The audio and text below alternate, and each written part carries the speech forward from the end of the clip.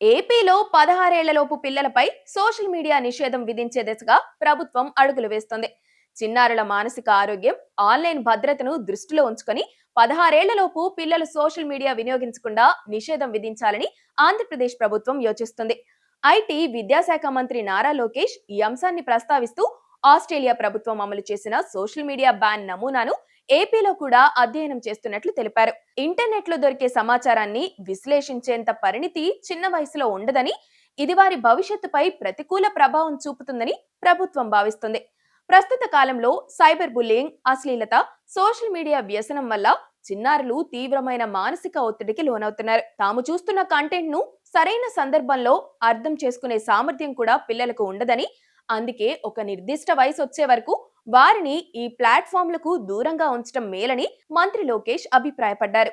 Global models ను పరిశీలించడం ద్వారా రాష్ట్రంలో చిన్నారుల కోసం పటిష్టమైన ఆన్లైన్ సేఫ్టీ నిబంధనలను తీసుకురావాలని ప్రభుత్వం లక్ష్యంగా పెట్టుకుంది. ఈ నిషేధాన్ని అమలు చేయడం ప్రభుత్వానికి ఒక పెద్ద సవాలుగా మారబోతుంది. పిల్లల వయసును నిర్ధారించే ఏజ్ వెరిఫికేషన్ టెక్నాలజీని ఎలా వాడాలి, సోషల్ మీడియా సంస్థలు ఈ నిబంధనలను పాటించేలా ఎలా ఒత్తిడి తీసుకురావాలనే అంశాలపై ఐటీ శాఖ కసరత్తు చేస్తుంది.